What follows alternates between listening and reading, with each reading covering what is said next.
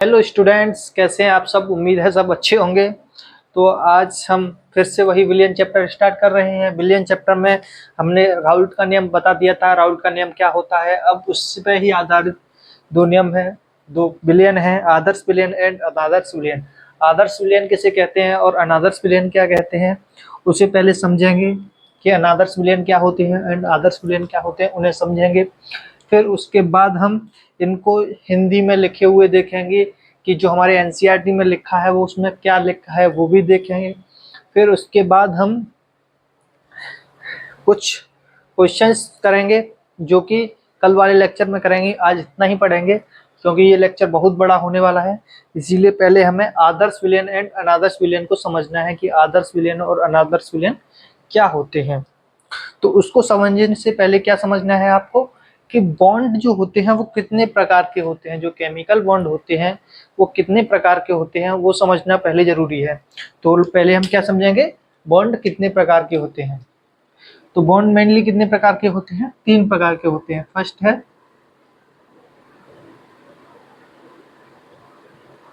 Van der वाल बल, van der वाल आकर्षण फोर्स,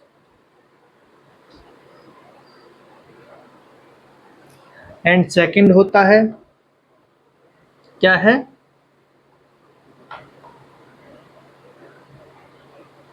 द्विध्रुव आकर्षण फोर्स।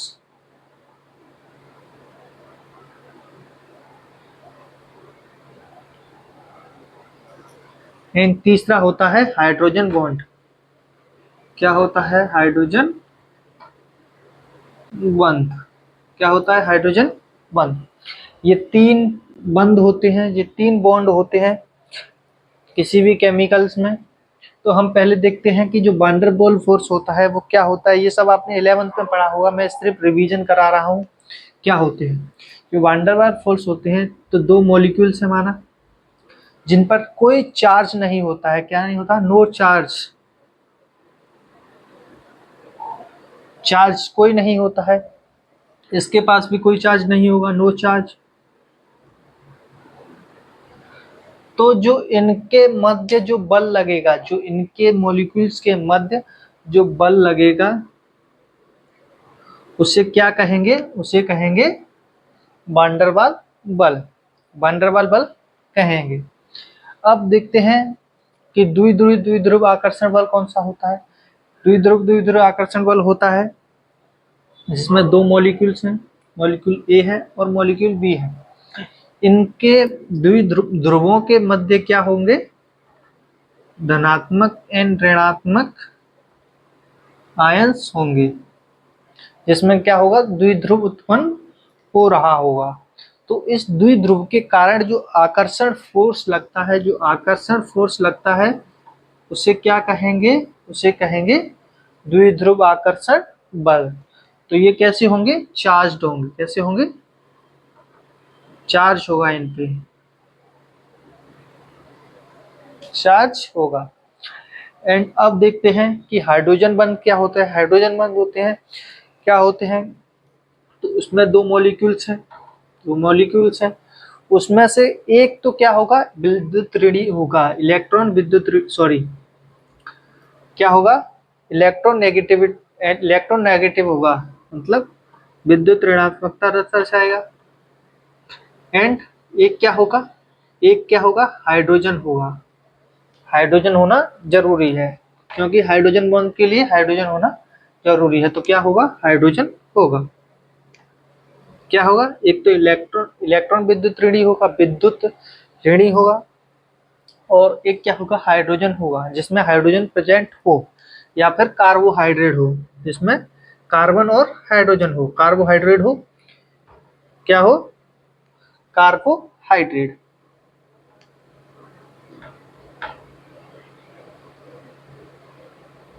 कार्बोहाइड्रेट हो। तो जो इनके मध्य जो आकर्षण फोर्स लगेगा, जो इनके मध्य आकर्षण फोर्स लगेगा उसे क्या कहेंगे, उसे क्या कहेंगे, हाइड्रोजन बॉन्ड। जो इलेक्ट्रॉन विद्युत ऋणी है वो कौन कौन से हो सकते हैं, वो हो सकते हैं फ्लोरीन हो सकता है, नाइट्रोजन हो सकता है एंड ऑक्सीजन हो सकता है। अगर इन तीनों में से कोई भी है तो वो क्या होगा, विद्युत इलेक्ट्रॉन नेगेटिव होगा, मतलब विद्युत ऋणी होगा। तो इनके मध्य जो फोर्स होगा वो हाइड्रोजन फोर्स होगा। अब हम देखते हैं जो आपने 11th में पढ़ा होगा कि जो ये फोर्स होता है, ये जो वांडरवाल फोर्स है वो क्या होता है, कम स्ट्रांग होता है, मतलब कि क्या होता है, वीक फोर्स होता है। क्या होता है, वीक फोर्स होता है। ये कैसा होता है, मॉडरेट होता है। और ये कैसा होता है, स्ट्रांग फोर्स होता है। कैसा फोर्स होता है, स्ट्रांग फोर्स होता है। ये वीक है, ये बीच का है, ये स्ट्रांग है। बट अब आगे पढ़ोगे तुम कि जो वांडरवाल फोर्स होते हैं, जो कुछ वांडरवाल फोर्स होते हैं वो स्ट्रांग भी होते हैं। कैसे होते हैं, स्ट्रांग भी होते हैं। तो आपने एनसीईआरटी में एक लाइन पढ़ी होगी, 11th की एनसीईआरटी में एक लाइन पढ़ी होगी कि जो कार्बन 1 से लेकर कार्बन 4 तक होते हैं वो कैसे होते हैं, वो कैसे फोर्स होते हैं, वीक वांडरवाल फोर्स होते हैं। कैसे होते हैं, वीक वांडरवाल फोर्स होते हैं। बट जो कार्बन 5 से लेके कार्बन 11 या उससे ज़्यादा होते हैं वो कैसे होते हैं, स्ट्रॉन्ग वांडरवाल फोर्स होते हैं। कैसे होते हैं, स्ट्रॉन्ग वांडरवाल फोर्स होते हैं। तो ये आपको समझ में आ गया होगा। तो सबसे वीक कौन सा होता है, ये होता है। फिर उससे स्ट्रॉन्ग कौन सा होता है, ये होता है। तो ये क्रम होता है जो आपको समझ में आ गया होगा। तो हम समझते हैं आदर्श विलयन क्या होते हैं और अनादर्श विलयन क्या होते हैं। हम अब अपने टॉपिक पे आते हैं, आदर्श विलयन और अनादर्श विलयन क्या होते हैं। उससे पहले ये समझना जरूरी था, इसके आधार पर ही आप किसी भी सॉल्यूशंस को देखोगे, किसी भी सॉल्यूशन को देखोगे तो आप बता दोगे कि ये आदर्श विलयन है या अनादर्श विलयन है।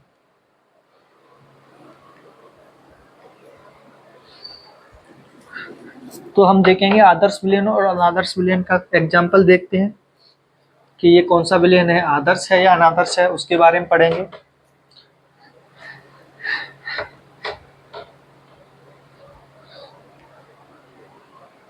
तो देखते हैं, माना कि हमने क्या लिया, एक पात्र लिया। क्या लिया, एक पात्र लिया, एक पात्र लिया। उसमें क्या लिया हमने, एक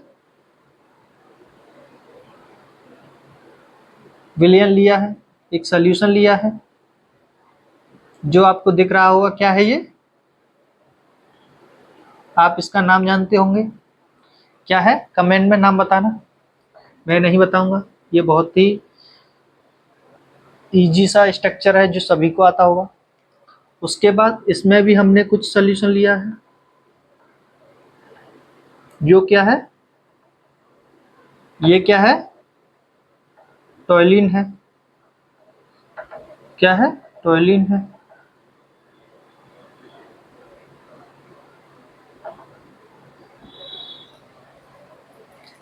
ये क्या है, बेंजीन है। ये क्या है, टॉयलिन है। जो रिएक्शन करने के बाद क्या बनेगा, जिसको हमने मिलाया, रिएक्शन नहीं करेगा सॉरी, जिसको हमने मिक्स किया तो क्या बनेगा, मिक्स करने पर क्या बनेगा, मिक्स करने पर क्या बनेगा, टॉयलिन एंड बेंजीन के मिक्सर दिखेगा तुम्हें।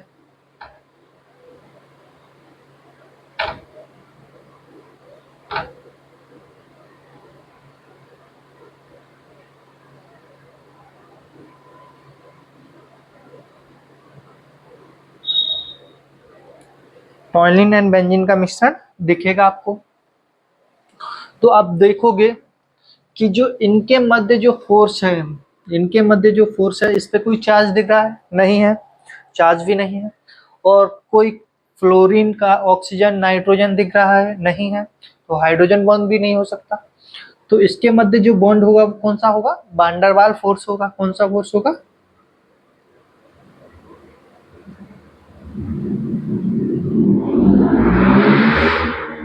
क्या होगा, वांडरवाल फोर्स होगा।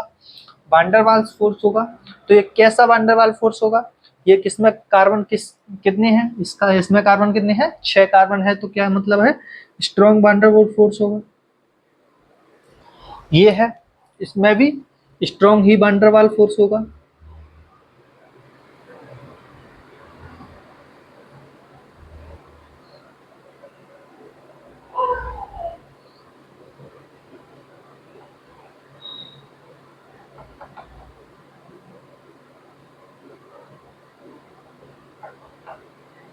इसमें भी वान डेर वाल बल होगा, वो क्या होगा, स्ट्रॉन्ग होगा। इन दोनों में वान डेर वाल बल है, तो जो सोल्यूशन बनेगा, जो विलयन बनेगा, उसमें कैसा बल होगा, आप सोच सकते हो कैसा होगा। तो इसमें भी आपको क्या दिख रहा है, इसमें कुछ परिवर्तन दिख रहा है, आपने जो सोचा है वही है। तो इसमें क्या होगा, इसमें भी क्या होगा, वान डेर वाल बल होगा। क्या होगा, वान डेर वाल बल होगा। क्या होगा, स्ट्रॉन्ग वान डेर वाल बल होगा। क्या होगा, स्ट्रॉन्ग वान डेर वाल बल होगा। इसमें भी स्ट्रॉन्ग वान डेर वाल बल है, इसमें भी स्ट्रॉन्ग वान डेर वाल बल है, इसमें भी स्ट्रॉन्ग वान डेर वाल बल है। जो इनके मध्य जो वान डेर वाल बल है वो क्या होगा, स्ट्रॉन्ग होगा। तो आपको ये समझ में आ गया होगा कि ये तीनों में ही क्या है, स्ट्रॉन्ग वान डेर वाल फोर्स है। अब मैं आपको एक जनरल आइडिया दे देता हूं कि आदर्श एंड अनादर्श विलयन क्या होता है। आदर्श आदर्श विलयन वो होते हैं, आदर्श विलयन कौन से होते हैं, आदर्श विलयन वो होते हैं कि आपने कोई सोल्यूशन बनाया, जैसे कि मैंने कोई सोल्यूशन बनाया कि मैंने पानी लिया, मतलब जल लिया, उसमें शक्कर डाला, शक्कर डालने के बाद जो विलयन बना, जो सोल्यूशन बना, उससे मैंने कुछ अपेक्षाएं थी। क्या अपेक्षाएं थी, कि जो सोल्यूशन है वो कैसा होगा, मीठा होगा। क्या होगा, मीठा होगा और स्वादिष्ट होगा। ये मेरी अपेक्षाएं थी। वो मेरी अपेक्षा के विरुद्ध ना जाकर मेरी अपेक्षा के साथ ही चला है। जैसे कि मैंने जो सोल्यूशन बनाया था तो वो मीठा भी था एंड स्वादिष्ट भी था। तो इसका मतलब क्या है, वो मेरी अपेक्षा के साथ ही चला है, मतलब कि वो कैसा है, आदर्श है। मैंने सोचा था वैसा ही बना है, मैंने सोचा था वैसा ही बना है, वो क्या है, आदर्श विलयन है। और अनादर्श विलयन क्या होते हैं, अनादर्श विलयन क्या होते हैं, जैसे कि कोई सोल्यूशन है, हमने वही सोल्यूशन लिया, पानी लिया एंड शुगर लिया, मतलब कि क्या लिया, चीनी ली, उसको मिक्स किया, मिक्स करने के बाद एक सोल्यूशन बनाया। जो सोल्यूशन बना वो हमारी अपेक्षाओं के विरुद्ध चला गया, मतलब जो हमने अपेक्षा की थी वो वैसा नहीं बना, मतलब कि जो मीठा नहीं बना और स्वादिष्ट भी नहीं था। तो जो हमने जो सोल्यूशन बनाया था वो मीठा भी नहीं था और स्वादिष्ट भी नहीं था, वो हमारी अपेक्षाओं के विरुद्ध चला गया। जो हमने सोचा था वो वैसा बिल्कुल भी नहीं था। तो इसका मतलब क्या है, वो कैसा विलयन है, अनादर्श विलयन है। तो आपको आदर्श एंड अनादर्श विलयन के बारे में समझ आ गया होगा डिफरेंस, कि आदर्श एंड अनादर्श विलयन में क्या डिफरेंस होता है। आदर्श वो होता है जो हमने सोचा है वही मिले, और जो हमने सोचा था वो नहीं मिला, वो कैसा है, अनादर्श विलयन होता है। तो अब देखते हैं कि जो ये जो रिएक्टेंट लिए हैं हमने, जो दो अभिकर्मक लिए हैं, उससे जो प्रोडक्ट प्राप्त हुआ है उनका वान डेर वाल फोर्स कैसा होगा। तो हमने इस रिएक्टेंट लिए थे, इन दोनों के बीच, ये दोनों रिएक्टेंट हैं, उनमें जो वान डेर वाल फोर्स है, स्ट्रॉन्ग वान डेर वाल फोर्स है। तो हम क्या सोच सकते हैं, आप सभी सोच सकते हो कि जो वान डेर वाल फोर्स होगा वो कैसा होगा, स्ट्रॉन्ग ही वान डेर वाल फोर्स होगा। कैसा होगा, स्ट्रॉन्ग होगा। हम सोचेंगे कि हाँ भाई दोनों ही स्ट्रॉन्ग है तो स्ट्रॉन्ग ही मिलेगा, दोनों स्ट्रॉन्ग है तो स्ट्रॉन्ग ही मिलेगा। तो इसका मतलब क्या है, स्ट्रॉन्ग वान डेर वाल फोर्स होगा। और स्ट्रॉन्ग वान डेर वाल फोर्स है मतलब कि जो हमने सोचा है वही बना है। तो इसका मतलब क्या है, ये कैसा सोल्यूशन है, ये कैसा सोल्यूशन है, आदर्श सोल्यूशन है। क्या है, आदर्श विलयन है। क्या है, आइडियल सोल्यूशन है।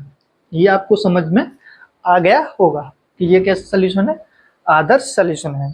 अब हम देखते हैं कि जो आदर्श सोल्यूशन है वो एनसीईआरटी में कैसे बोला गया है। जो एनसीईआरटी में बोला गया है, कि एनसीईआरटी में बताया गया है कि जो राउल्ट के नियम का पालन करते हैं, जो राउल्ट का नियम है, एनसीईआरटी में सीधा सीधा लिखा है, जो राउल्ट का नियम है उसका पालन करते हैं वही क्या होते हैं, आदर्श विलयन होते हैं।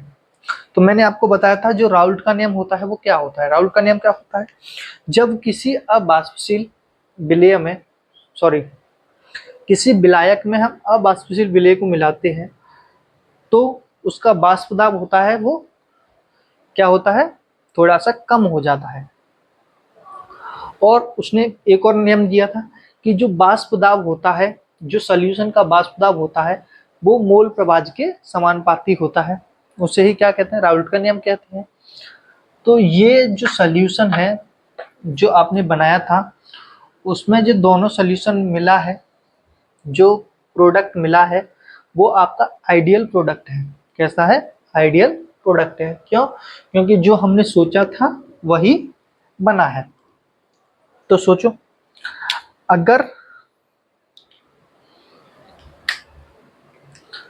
अगर इसका प्रेशर क्या है, इसका प्रेशर सॉरी इसका प्रेशर क्या है, P है, P बेंजीन का है तो बेंजीन B से, एंड इसका प्रेशर क्या है, P टॉलिन है। क्या है, P टॉलिन है, टॉलिन का प्रेशर है। तो जो प्रोडक्ट बनेगा वो दोनों के योग से जो प्रेशर बनेगा, जो प्रोडक्ट होगा, जो सॉल्यूशन बनेगा वो दोनों के योग के बराबर होगा। वही किसने बताया था? अगर ये दोनों कैसे हैं, वाष्पशील है, तो वो दोनों के योग के बराबर होगा। यही राउल्ट ने बताया था कि जो वाष्पशील है उसके योग के बराबर है, तो दोनों के योग के बराबर होगा। P सॉल्यूशन इक्वल्स टू क्या होगा, P बेंजीन प्लस P टॉलिन। यही बताया था ना। तो ये भी हम देखते हैं, ये हम सोचते हैं कि इसका जो प्रेशर है, माना कि इसका प्रेशर P बेंजीन है, P प्रेशर है, और टॉलिन का प्रेशर भी PT है। तो ये दोनों का सॉल्यूशन का प्रेशर आखिरकार जो प्रोडक्ट में होगा वो कैसा होगा, हम सोच रहे हैं अभी। तो सोच रहे हैं, माना कि किसी का प्रेशर 200 ATM है, माना कि 200, इसका 200 mm क्या है, 200 mm, और इसका क्या है 100 mm। तो जो फाइनली प्रोडक्ट बनेगा, जो फाइनली सॉल्यूशन होगा, उसका प्रेशर कितना होगा, उसका वाष्प दाब कितना होगा। तो हम सोच रहे हैं कि 100 इसका है भाई, 200 इसका है, तो कितना होना चाहिए, 300 होना चाहिए। जो हमने सोचा है 300 होना चाहिए, और जो हमने सोचा है वही हुआ, जो हमने सोचा है वही हुआ, तो इसका मतलब क्या है, वो आइडियल सॉल्यूशन है। तो ये 100 है, ये 200 है, तो इसका कितना होगा, 300 होगा। कितना होगा, 300 होगा। तो 100 और 200 कितना हुआ, 300 हुआ। तो 200 इसका प्लस 100 इसका, तो कितना हुआ, 300 हुआ। कितना हुआ, 300 हुआ, जो कि क्या है, एक आइडियल सॉल्यूशन है। ये आपको अंदाजा लग गया होगा कि ये आइडियल सॉल्यूशन है, क्योंकि हमने जो सोचा था वही निकला है। तो क्या है, ये आइडियल सॉल्यूशन है। और यही राउल्ट ने कहा था, राउल्ट ने भी क्या कहा था कि जो वाष्पशील विलेय हैं, जो वाष्पशील विलेय हैं, उनका वाष्प दाब जो उत्पाद है उनके वाष्प दाब के बराबर होगा। तो ये राउल्ट के नियम का भी फॉलो कर रहा है, जो राउल्ट का नियम था उसको भी फॉलो कर रहा है। तो इसका मतलब क्या है, ये राउल्ट के नियम का फॉलो कर रहा है, तो ये कैसा विलेन है, आदर्श विलेन है। तो ये आपको समझ में आ गया होगा। अब हम देखते हैं आगे, आगे देखते हैं कि माना कि जो बेंजीन है, जो बेंजीन वाला सोल्यूशन है वो हमने लिया, वो कितना लिया हमने, 1 लीटर लिया है। कितना लिया है हमने, 1 लीटर लिया है। और जो टॉलिन वाला सोल्यूशन है वो भी हमने 1 लीटर लिया है, वो भी हमने 1 लीटर लिया है। तो जो प्रोडक्ट बनेगा, जो फाइनली प्रोडक्ट होगा, जो फाइनली विलेन होगा, उसका मतलब आयतन कितना होगा, उसका आयतन कितना होगा। आप सोचोगे कि भाई 1 लीटर हमने जल लिया है और 1 लीटर भाई हमने अल्कोहल लिया है, दोनों को मिक्स किया है, तो भाई कितनी अल्कोहल बांटने के लिए मिलेगी, भाई मिलेगी हमको 1 और 1 कितना होता है, 2 होता है। तो भाई 2 मिला है जो, तो वो हम सब में बांट देंगे, क्योंकि दारू पीना सबका एक क्या है, एम होता है। बट आप नहीं पीना, गलत बात है। तो मैं अपने क्वेश्चन पे आता हूँ फिर से, कि जो 1 लीटर क्या लिया था, बेंजीन लिया था, और 1 ही लीटर क्या लिया है, टॉलिन लिया है, तो 1 और 1 कितना होता है, 2 होता है। तो क्या होता है, तो आपका जो फाइनली प्रोडक्ट बनेगा, जो फाइनली प्रोडक्ट है वो कितना होना चाहिए, 2 होना चाहिए। क्या होना चाहिए, 2 लीटर, जो हमने सोचा है, जो हमने ऐड किया है। जो बच्चा भी बता सकता है कि भाई 1 और 1 कितना होता है, 2 होता है। जो आप बच्चे हो तो आपने भी बता दिया कि कितना होता है सर, 2 लीटर होता है। तो कितना होता है, 2 लीटर होता है। तो भाई अब हम देखते हैं कि जो राउल्ट ने बताया था वो फॉलो कर रहा है या नहीं। अगर फॉलो कर रहा होगा तो इसका मतलब क्या है, ये भी आदर्श विलयन की बात ही कर रहा है।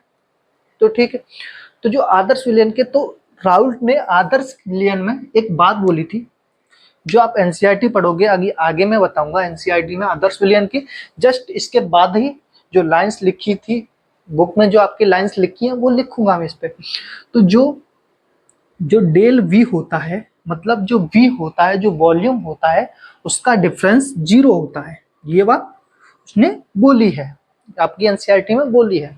अब कैसे 0 होता है वो देखेंगे। तो जो डेल वी होता है वो लिखेंगे। तो डेल वी होता है जो फाइनल प्रोडक्ट है, जो प्रोडक्ट का वॉल्यूम लिखते हैं, इसका लिखेंगे प्रोडक्ट का वॉल्यूम लिखेंगे, माइनस जो रिएक्टेंट है उसका वॉल्यूम लिखेंगे, जो रिएक्टेंट है उसका वॉल्यूम लिखेंगे। प्रोडक्ट का वॉल्यूम माइनस रिएक्टेंट का वॉल्यूम। तो जो प्रोडक्ट है वो कितना लीटर बना था, 2 लीटर बना था। कितना लीटर बना था, 2 लीटर। और जो रिएक्टेंट है वो कितना लीटर लिया है, 1 लीटर भाई ये लिया है, 1 लीटर ये लिया है, तो कितना लिया है, 2 लीटर लिया है। तो 2 लीटर लिया है। Del B equal to 2 minus 2 कितना होता है, 0 होता है। कितना होता है, 0 होता है। और यही बात आपकी एनसीईआरटी में लिखी है, जो आपने अभी सॉल्व किया है। तो इसका मतलब क्या है, ये एक आदर्श विलयन का एग्जाम्पल है। तो आपको मैंने 3 चीजें बताई हैं। कौन कौन सी बातें बताई हैं? फर्स्ट बताया है फोर्स के बारे में। जो फोर्स होता है वो जो इसमें है वही क्या होगा, इसमें होगा।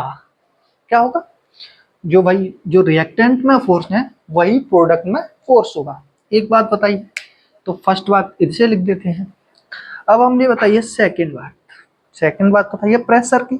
जो इसका प्रेशर है वो फाइनली सॉल्यूशन का प्रेशर योग के बराबर होगा। जो सॉल्यूशन का प्रेशर होगा वो फाइनली योग के बराबर होगा। तो दूसरी भी बात हमने लिख ली, दूसरी भी बात भाई हमें याद हो गई। तीसरी बात थी हमने लीटर वाली। क्या थी, लीटर वाली। तो जो हमारी एनसीईआरटी में लिखा है वो ऐसे ना लिखकर उसने क्या लिखा है, ये लिखा है।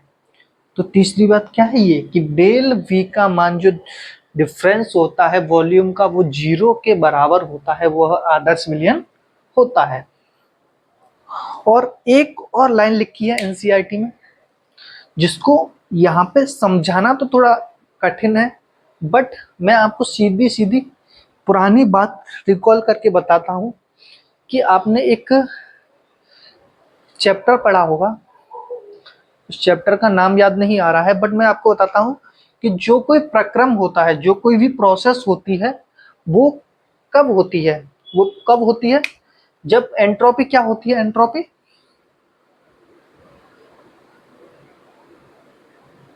एंट्रोपी मतलब एस का मान क्या होता है। अगर एस का मान कैसा होता है, अगर नेगेटिव होता है, मतलब कि क्या होता है, नेगेटिव होता है, तो वो क्या होता है, वो प्रोसेस हो जाता है। क्या होता है, हो जाता है, सॉरी चिन्ह गलत लगाया है, ये वो प्रोसेस अपने आप ऑटोमेटिकली हो जाता है। ये चैप्टर तो याद नहीं आ रहा है, बट ये लाइन याद आ गई मेरे को, वो मैंने आपको बता दी है। यही लाइन आपको किस में लिखी है, एनसीईआरटी में लिखी है। तो मैंने आपको कितनी चीजें बताई हैं, जिसको बीच में ना लिख के हम साइड में लिखेंगे एंट्रोपी के बारे में, अभी बताएंगे, जस्ट लिखेंगे जब। तो ये 3-4 चीजें मैंने बताई हैं, चारों चीजों को मैं अभी बोर्ड पर लिखूंगा आदर्श विलयन के बारे में। तो ये चीज एक स्क्रीनशॉट ले लो, जिससे आपको समझने में आसानी होगी। तो आगे देखते हैं।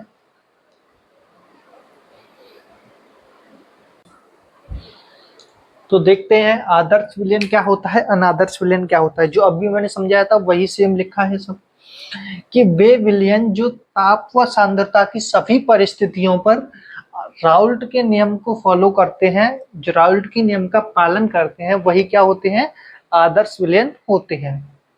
और साथ में एक बात भी हमेशा याद रखना कि जो हमारी कंडीशन, जो हमने बनाया है सोल्यूशन, वो हमारे हिसाब से वर्क करना चाहिए। तो हमारे हिसाब से वर्क कर रहा है वो भी आदर्श विलयन है। तो इस बात को याद रखोगे तो कोई भी क्वेश्चन हो, कोई भी एग्जाम्पल हो, आप झट से पहचान लोगे कि ये किसका सोल्यूशन है, कैसा विलयन है, आदर्श विलयन है या अनादर्श विलयन। तो इस बात को भी याद रखना। और 3 जो मैंने फोर्स बताए थे, वांडरवाल फोर्स, द्विध्रुव द्विध्रुव आकर्षण फोर्स एंड एक था हाइड्रोजन बॉन्ड। इन तीनों बल के बारे में आप याद रखना कि ये तीनों बॉन्ड के बारे में आप याद रखना, जिससे आप बताने में आसानी होगी। अब देखते हैं कि अगला पॉइंट है एक्स एक्स आकर्षण फोर्स। अभी अभी मैंने क्या लिया था, बेंजीन लिया था, उसके मध्य जो आकर्षण फोर्स कौन सा था, वान डेर वाल फोर्स। और बाई बाई टॉयलिन लिया था, उसका आकर्षण फोर्स।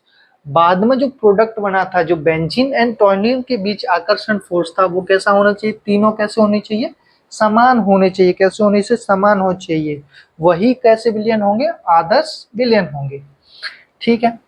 अभी मैंने बताया था कि जो प्रेशर होता है, जो वाष्प दाब होता है, वो क्या होता है, जो रिएक्टेंट हैं उनके दोनों के प्रेशर के योग के बराबर होता है।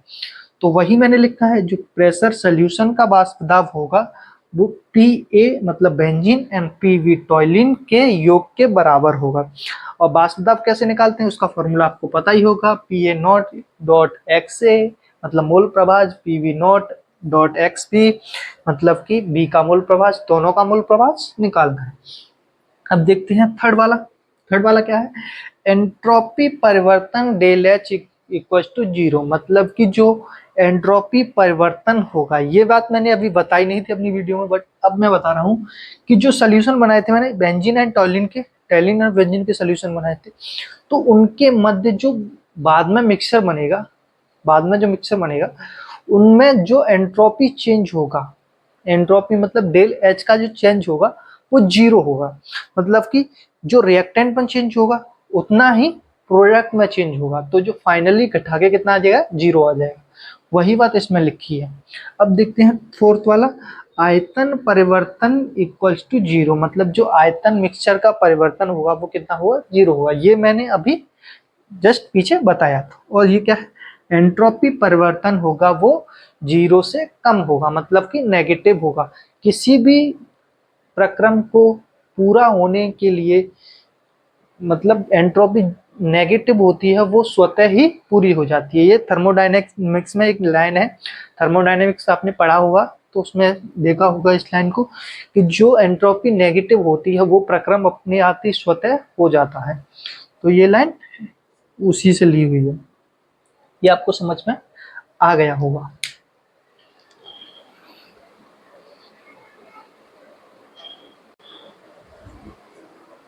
अब तक हमने क्या देखा था, अब तक हमने देखा था कि आदर्श विलयन क्या होते हैं। अब देखते हैं अनादर्श विलयन क्या होते हैं। अनादर्श विलयन क्या होते हैं, आदर्श विलयन क्या थे, जो राउल्ट के नियम का पालन करते थे वो आदर्श विलयन थे। अब जो राउल्ट के नियम का पालन नहीं करते हैं वो क्या होते हैं, अनादर्श विलयन होते हैं। उसी प्रकार डेल H मतलब कि एंथैल्पी परिवर्तन कितना था, 0 था, और इसमें एंथैल्पी परिवर्तन 0 नहीं होगा। उसमें आयतन परिवर्तन कितना था, 0 था, इसमें नहीं होगा। मतलब जो चीजें आदर्श विलयन में थी वो अनादर्श विलयन में नहीं होंगी। तो चलो इसे एग्जाम्पल के थ्रू समझते हैं। तो वही हम 2 कंटेनर लेते हैं, 2 पात्र लेते हैं, 2 पात्र लिए, जिसमें एक में हमने क्या लिया है, एक में हमने बेंजीन ले ली है, क्या ले ली है, बेंजीन ले ली है,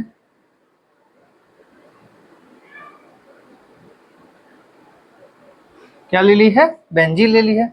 एक में हमने क्या ले लिया है, अल्कोहल ले लिया है। क्या ले लिया है, अल्कोहल ले लिया है। क्या ले लिया है, अल्कोहल ले लिया है, जिसे बाद में मिक्स करने के बाद, जिसे बाद में मिक्स करेंगे हम तो क्या बनेगा, जिसे बाद में मिक्स करेंगे तो क्या बनेगा, अल्कोहल और बेंजीन का मिश्रण बनेगा। क्या बनेगा, अल्कोहल और बेंजीन का मिक्सचर बनेगा। ये बेंजीन है एंड अल्कोहल का मिक्सचर बनेगा।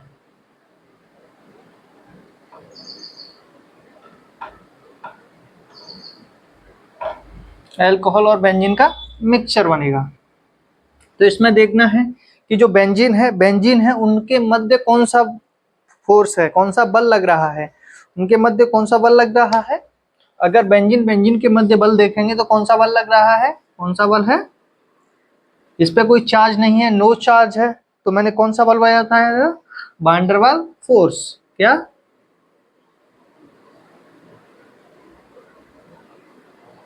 वान डेर वाल फोर्स जो कैसा होता है, इस पे स्ट्रॉन्ग वाला होता है, क्योंकि स्ट्रॉन्ग होता है, क्यों होता है, क्योंकि कार्बन की संख्या 4 से अधिक है। और जो एल्कोहल होता है, जो एल्कोहल होता है उसमें कौन सा बल लगता है, एल्कोहल होता है तो इस पे क्या होता है, आंशिक नेगेटिव चार्ज होता है, क्योंकि ऑक्सीजन क्या है, एक क्या है, विद्युत ऋणी है। और जो कार्बन होता है उस पे आंशिक धनात्मक चार्ज होता है, जिसके कारण इनमें कौन सा फोर्स लगता है, डाइपोल डाइपोल फोर्स लगता है। क्या लगता है, डाइपोल डाइपोल फोर्स लगता है, जो कैसा होता है, मीडियम होता है, जैसे वीक होता है, मतलब स्ट्रॉन्ग से थोड़ा वीक होता है। अब इसके बाद जो बना है, इसके बाद जो बना है उसका फोर्स क्या होगा, इसके बाद जो बना है उसका फोर्स कैसा होगा, तो आप बोलोगे सर कि स्ट्रॉन्ग और वीक को मिलाएंगे तो कैसा बनेगा, स्ट्रॉन्ग और वीक को मिलाएंगे तो कैसा फोर्स बनना चाहिए, सोचोगे तो तुम बताओगे कि सर स्ट्रॉन्ग और वीक को मिलाएंगे तो क्या बनेगा, स्ट्रॉन्ग फोर्स बनेगा। बट ऐसा नहीं है, क्योंकि इनके मध्य जो फोर्स होता है, इनके मध्य जो फोर्स होता है वो कैसा होता है, वीक फोर्स होता है। कैसा होता है, वीक फोर्स होता है, मतलब वीक बल लगता है। वीक बल लगता है तो इसका मतलब क्या हुआ कि ये जो नियम है वो हमारी सोच के अनुसार नहीं बता रहा है, मतलब जो हमने जो विलयन बनाया था वो हमारे सोच के अकॉर्डिंग नहीं है। तो इसका मतलब क्या है, ये क्या है, एक अनादर्श विलयन का उदाहरण है, अनादर्श विलयन का उदाहरण है। तो अब देखते हैं कि इसमें हो क्या क्या रहा है। अब इसमें हम देखेंगे कि प्रेशर कैसे देखते हैं, प्रेशर देखेंगे कि प्रेशर में क्या प्रभाव पड़ता है।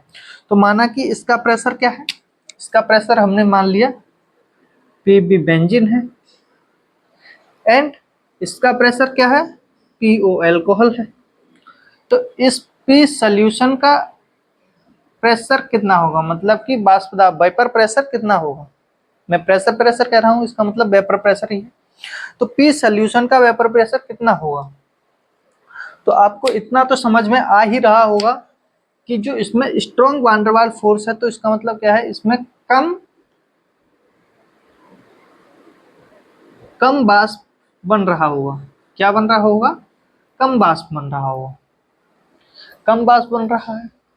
ये डाइपोल डाइपोल है जो मॉडरेट है, मॉडरेट है तो मतलब क्या है, इसमें भी क्या थोड़ा सा ज्यादा वाष्प इसकी तुलना में बन रहा है, इसकी तुलना में ज्यादा वाष्प बन रहा है।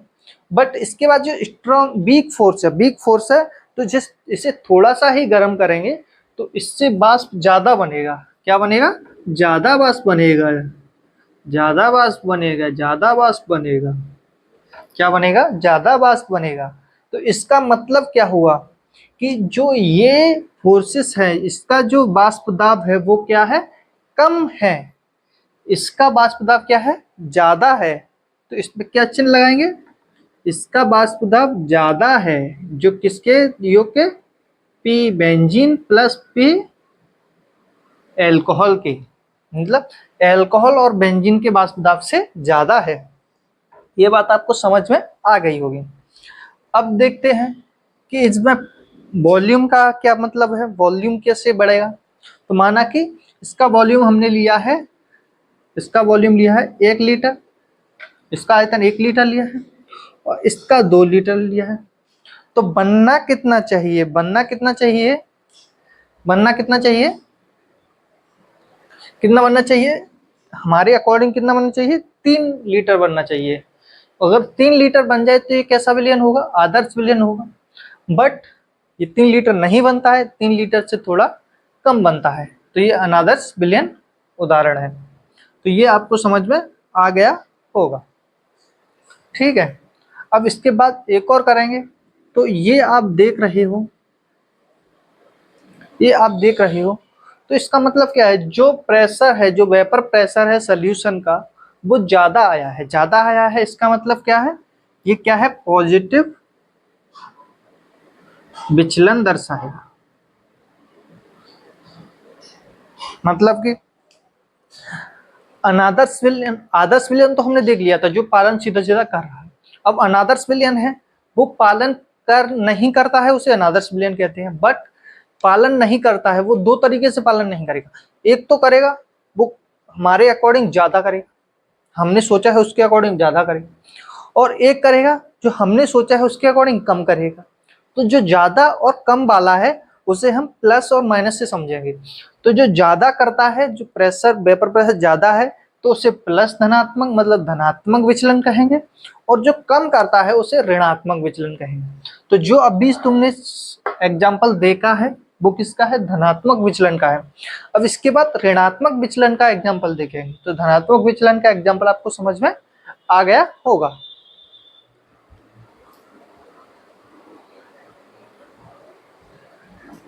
अब आगे देखते हैं, ऋणात्मक विचलन का एग्जाम्पल देखते हैं।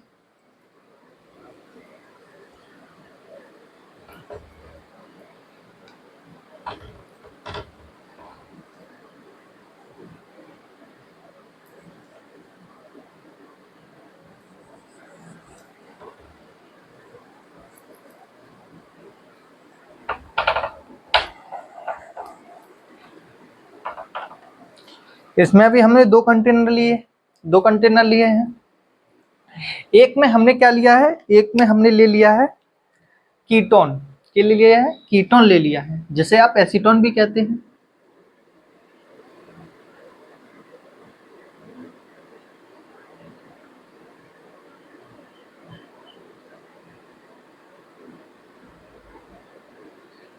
क्या ले लिया है, कीटोन ले लिया है।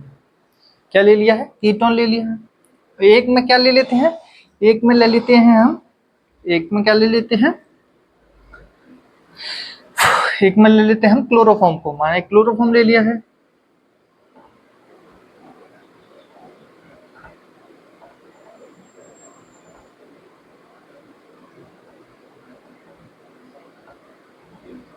जो ये सोल्यूशन बनेगा, जो सोल्यूशन बनेगा उसमें दोनों ही मॉलिक्यूल्स होंगे, ये कीटोन के भी होंगे और क्लोरोफॉर्म के भी होंगे। तो ये इसमें कीटोन ले लेते हैं और क्लोरोफॉर्म भी ले लेते हैं।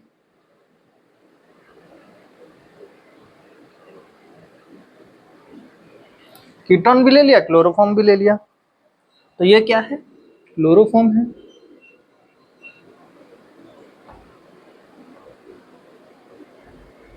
ये क्या है, कीटोन है।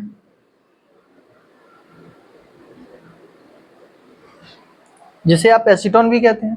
तो एसीटोन और कीटोन को मिलाने के बाद क्या बनेगा, एसीटोन कीटोन को मिलाने के बाद जो सोल्यूशन बनेगा उसमें दोनों ही होंगे, कीटोन भी होगा और कीटोन भी होगा और क्लोरोफॉर्म भी होगा। कीटोन और क्लोरोफॉर्म के मिलाने के बाद जो सोल्यूशन बनेगा उसमें दोनों ही अणु होंगे, कीटोन भी होगा और क्लोरोफॉर्म भी हो। तो अब देखना है कि इनमें फोर्स कौन कौन सा लग रहा है। तो फोर्स देखते हैं। फोर्स देखेंगे तो इसमें भी आंशिक ऋणात्मक है, सॉरी, ये ऑक्सीजन होता है, उस पर क्या होता है, आंशिक ऋणात्मक होता है, और इस पे आंशिक धनात्मक है। तो इसका मतलब क्या है, इनके मध्य जो फोर्स लगेगा वो कैसा होगा, डाइपोल डाइपोल फोर्स होगा। कैसा होगा, डाइपोल डाइपोल फोर्स होगा। कैसा फोर्स होगा, डाइपोल डाइपोल फोर्स होगा, मतलब द्विध्रुव फोर्स होगा।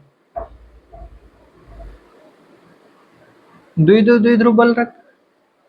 अब इस पे देखते हैं, आगे बढ़ते हैं। आगे क्या है, इस पे भी आंशिक, क्लोरीन क्या है, एक आंशिक ऋणात्मक है। क्या है, उस पे आंशिक ऋणात्मक होता है, और कार्बन पे क्या होता है, आंशिक धनात्मक होता है। तो इस पे भी द्विध्रुव वाला लगेगा, द्विध्रुव बल लगेगा। ये कैसे होते हैं, वीक होते हैं। स्ट्रॉन्ग की तुलना में तो वीक ही है ना, हाइड्रोजन बंध की तुलना में वीक है, ये भी वीक है। तो अब मेरे को ये बताओ कि वीक और वीक फोर्स मिलकर क्या बनेगा। आप बोलोगे कि सर वीक और वीक मिलके स्ट्रांग बनता है, बट ये आपका आइडियल आंसर नहीं है। आप मैंने मान लिया भाई कोई वीक और वीक, दो वीक वीक मिलके स्ट्रांग बन गए, पर कितने ही स्ट्रांग बन जाएंगे वो, आपके दिमाग से कितने ही स्ट्रांग बन जाएंगे। माना कि इसकी पावर कितनी है, 2 न्यूटन है, और इसकी पावर 2 न्यूटन है, तो कितना बन जाएगा, 2 2 4 न्यूटन बन जाएगा ज्यादा से ज्यादा। बट जो आगे बनेगा वो ज्यादा ही बन जाए, मतलब कि बहुत ज्यादा बन जाए। जैसे कि ये है, इसके मध्य कौन सा बल होगा, ऑक्सीजन जो विद्युत ऋणी है और हाइड्रोजन, तो इनके मध्य कौन सा बल होगा। अभी मैंने बंद बताया था, कौन सा बंद बताया था, से जस्ट 2 4 स्लाइड पहले ही बताया था कि जो ऐसा पाया जाए उसे क्या कहते हैं, हाइड्रोजन बंद कहते हैं। हाइड्रोजन बंद कहते हैं, हाइड्रोजन बंद कहते हैं, तो जो सबसे ज्यादा स्ट्रांग होता है। तो आपने क्या बोला था, बीक वीक मिलके क्या बनाता है, बीक ही बनाता है, ज्यादा स्ट्रांग नहीं बनेगा। बट जो बाद में फाइनल सॉल्यूशन बना है उसका उसका बॉन्डिंग है वो स्ट्रांग है, बहुत ही ज्यादा है, इन दोनों की तुलना में बहुत ज्यादा है। तो क्या होगा, तो माना कि इसका प्रेशर क्या है, इसका प्रेशर मानते हैं, इसका प्रेशर है कीटोन है तो पी, कीटोन मान लेते हैं के, एंड इसका है क्या है, पी, क्लोरीन है तो सी, क्लोरोफॉर्म है तो C, P ketone and P chloroform. तो जो बाद में सॉल्यूशन बनेगा, जो बाद में सॉल्यूशन बनेगा, पी सॉल्यूशन होगा, उसका कितना प्रेशर होगा उतना उसका कितना वाष्प दाब होगा। तो ये कम है, क्योंकि सॉरी ये इसका वीक फोर्स है, तो कितना वाष्प बनेगा, ज्यादा बनेगा। कितना बनेगा, ज्यादा वाष्प दाब बनेगा। कितना बनेगा, ज्यादा बनेगा। और इसका है तो इसका भी ज्यादा बनेगा। बट ये फोर्स है वो स्ट्रॉन्ग फोर्स है, स्ट्रॉन्ग फोर्स है तो ज्यादा ही स्ट्रॉन्ग तरीके से बंधे होंगे इसके मॉलिक्यूल्स, और ज्यादा स्ट्रॉन्ग तरीके से मॉलिक्यूल्स बंधे होंगे तो इसका मतलब क्या है, इसका मतलब है कि जो वाष्प दाब निकलेगा, जो वाष्प दाब निकलेगा वो कितना कम होगा। क्यों कम होगा, क्योंकि उनके मध्य हाइड्रोजन बॉन्डिंग है, हाइड्रोजन बॉन्डिंग है जिसके कारण क्या होगा, उनके जो मॉलिक्यूल्स हैं वो ज्यादा ही पास पास होंगे और स्ट्रांगली बंधे होंगे, जिससे उन्हें तोड़ने में ज्यादा ताकत लगेगी, तो इसका वाष्प दाब कितना बनेगा, कम बनेगा। तो जो इनका वाष्प दाब है उनकी तुलना में क्या बना है, कम बना है। तो कम बना है तो इसका सिंबल क्या होता है, जो इसका वाष्प दाब है वो क्या है, कम है इन दोनों के वाष्प दाब से। तो पी के एंड पी सी, ये आपको समझ में आ गया होगा। अभी जो मैंने बताया था कि हमारी सोच से क्या बना था, ज्यादा बना था, तो उसे क्या बोला था, धनात्मक विचलन। अब जो हमारी सोच से कम बना है तो उसे क्या बोलेंगे, ऋणात्मक विचलन बोलेंगे। क्या बोलेंगे, नेगेटिव डेविएशन बोलेंगे। तो ये क्या है, ऋणात्मक विचलन है। तो आपके दिमाग में एक सवाल साफ साफ आ गया होगा कि सर जो आप पढ़ा रहे हो वो मेरे को समझ में तो आ गया है, बट जो आपने पढ़ाया है वो पढ़ाया क्या है ये समझ में नहीं आया। तो मैंने बच्चों आपको पढ़ाया है ये दोनों एग्जाम्पल, एक ये वाला एक पीछे वाला, जस्ट इससे पीछे वाला, जो दोनों एग्जाम्पल थे वो मैंने किसके लिए थे, अनादर्श विलयन के लिए थे, जो अनादर्श विलयन के लिए थे। तो इसका मतलब क्या है, ये दोनों बराबर तो नहीं है, कैसे भी नहीं है, तो इसे ही अनादर्श विलयन कहेंगे। बट एक ज्यादा है एक कम है, तो एक को धनात्मक विचलन कहा, एक को ऋणात्मक विचलन कहा। तो इसका मतलब क्या है, जो अनादर्श विलयन है, जो अनादर्श विलयन है वो कितने टाइप के होते हैं, 2 टाइप के होते हैं। एक ऋणात्मक विचलन दर्शाने वाले होते हैं, एक धनात्मक विचलन दर्शाने वाले होते हैं। तो ये आपको अच्छे से समझ में आ गया होगा। अब इसको हम जस्ट हिंदी में लिखेंगे, जो आपके एनसीईआरटी में लाइंस दिए उनके हिसाब से लिखेंगे। बाकी के एग्जाम्पल्स मैं नहीं लिख पाऊंगा इस पे, क्योंकि एग्जाम्पल्स बहुत सारे हैं, तो आप एनसीईआरटी से जाके देख लेना। तो ये यहाँ तक समझ में आ गया होगा। आगे हम लिखते हैं कि अनादर्श विलयन क्या होते हैं। हम सीधा अनादर्श विलयन क्या होते हैं तो वो तो हमने आपको बता ही दिया है, वो आप हिंदी में लिख भी सकते हो। बट जो टाइप्स होते हैं, जो धनात्मक विचलन वाला अनादर्श विलयन है और ऋणात्मक विचलन वाला अनादर्श विलयन है, उनको हम दोनों को लिखेंगे यहाँ पे। तो बस इतना लिखना है। अनादर्श विलयन आपको समझ में आ गया होगा कि अनादर्श विलयन क्या होता है। तो इसे देख लो पहले।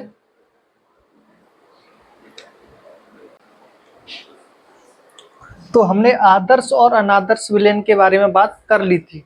आदर्श विलयन क्या होते हैं? जो राउल्ट के नियम का पालन करते हैं वे आदर्श विलयन होते हैं, और ये इन सारे सबके इक्वल्स टू के 0 के बराबर होते हैं। और अनादर्श विलयन होते हैं वो राउल्ट के नियम का पालन नहीं करते हैं, मतलब इन सब जो है, मतलब डेल्टा एच है, डेल्टा बी है, उनके नॉट इक्वल्स टू 0 होते हैं। तो ये आपको समझ में आ गया होगा। अब जो राउल्ट का आदर्श अनादर्श विलयन है वो दो प्रकार के होते हैं। एक होता है धनात्मक विचलन दर्शाने वाले, एक होता है ऋणात्मक विचलन दर्शाने वाले। तो पहले देखते हैं धनात्मक फिर ऋणात्मक, इन दोनों में कंपैरिजन करके पढ़ेंगे तो अच्छे से याद हो जाएगा। तो हम देखते हैं जो धनात्मक विचलन दर्शाने वाले होते हैं उनका जो माना कि हमने क्या लिया था, एक विलायक अलग लिया था, एक विलायक अलग लिया था, दो सॉल्यूशन लिए थे हमने, दो विलयन लिए थे। उन दोनों का आकर्षण बल दोनों समान होंगे, बट जो तीसरा आकर्षण बल होगा, जो सॉल्यूशन बनेगा उसका जो आकर्षण बल होगा, उनके जो मॉलिक्यूल्स के बीच आकर्षण बल होगा वो थोड़ा सा कम हो जाएगा। क्या हो जाएगा? कम हो जाएगा, वही धनात्मक विचलन कहलाएगा। और जो ऋणात्मक विचलन होगा उसमें क्या हो जाएगा? थोड़ा बढ़ जाएगा, उसे ऋणात्मक विचलन कहेंगे। उसी प्रकार जो आपका डेल्टा एच जो एंथैल्पी है वो ऊष्मा शोषी होगी, मतलब कि डेल्टा एच का मान नेगेटिव होगा और इसमें डेल्टा एच का मान पॉजिटिव होगा। इसमें नेगेटिव होगा, इसमें पॉजिटिव होगा। एंड डेल्टा बी, इसमें थोड़ा सा आयतन बढ़ जाएगा। जो धनात्मक विचलन दर्शाने वाले हैं उसमें थोड़ा सा आयतन बढ़ जाएगा, और जो ऋणात्मक विचलन वाले होते हैं उसमें थोड़ा सा आयतन कम हो जाता है। इसी प्रकार ये है, एंट्रोपी इसमें वृद्धि हो जाएगी, इसमें घट जाएगी। तो ये आपको समझ में आ गया होगा। तो थैंक यू एवरीवन, हमारे चैनल को सब्सक्राइब कर लें और बेल आइकन को दबा लें, जिससे हम और वीडियोस को अच्छे से बना सकें और आप तक पहुंचा सकें। जो आपके नीट का एग्जाम होगा उसके लिए बहुत ज़्यादा इम्पोर्टेंट्स हैं ये चैप्टर। तो धन्यवाद।